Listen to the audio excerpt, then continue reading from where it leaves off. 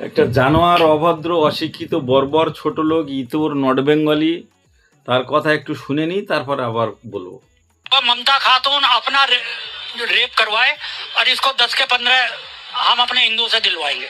ऐसे बात ना कहे, क्योंकि एक मुख्यमंत्री के लिए सब भारत में जाए ऐसी मुख्यमंत्री नहीं चाहिए हमें, नहीं चाहिए हमें ऐसी मुख्यमंत्री। फिर आप उसको मुख्यमंत्री कह रहे हैं, ये मुख्यमंत्री कहने लायक है ही नहीं। तो ममता खातून যে জানোয়ারের মুখের ভাষা এইরকম, ওই বেজম্মা, ওই বুড়োটা, ওই বেজম্মা ওর হচ্ছে ভদ্রলোক। মুখ্যমন্ত্রী বলা যাবে না। যিনি জনগণের রায়ে ভোটে জিতে মুখ্যমন্ত্রী হয়েছে, তাকে হারাতে পারছে না বলে ওর গায়ে জ্বালা। দেখো, মুখ্যমন্ত্রী সম্পর্কে যা মন্তব্য করছে, আমি জানি না কেন ওকে এখনো প্রত্যেকটা থানায় ওর নামে এফআইআর করা হয়নি।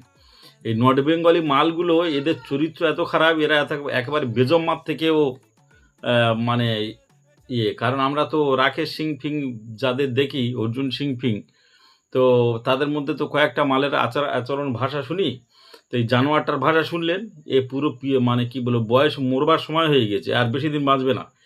গঙ্গায় পা নামিয়ে আছে। এর ভাষা যদি এরম হয়, এর যে মোটামুটি বংশগত যেগুলো সৃষ্টি করে রেখে যাচ্ছে পৃথিবীতে, ছেলে পুলে বা মেয়েছে যদি থাকে, তাদের ভাষা কেমন হবে? তো আমি আমাদের তৃণমূল কংগ্রেসের যারা ঊর্ধ্বতন নেতৃত্ব আছে, যদি এই ভিডিওটা কারোর কাছে যায়, বলবো ওই জানোয়ারটা, ওই অভদ্র, ওই বুড়োটার নামে প্রত্যেকটা থানায় এফআইআর করা দরকার। কত বড় অশিক্ষিত, অমানুষ, অভদ্র জানোয়ার! আপনি ভাবুন, একটা স্ট্যান্ড নাম মুখ্যমন্ত্রীর নামে যে এত নিকৃষ্ট ভাষা বলতে পারে, তারা কি ধরনের মানুষ? তো ওই জন্যে যখন তৃণমূলে ছিল অভিষেক তখন ওই শুভেন্দু অধিকারী বলতো যত গাঁজাখোর, চিটিংবাজ, মদখোর, রেপিস্ট সব ওই বিজেপি করে। এখন ও তাই গিয়ে উল্টো কথা বলছে।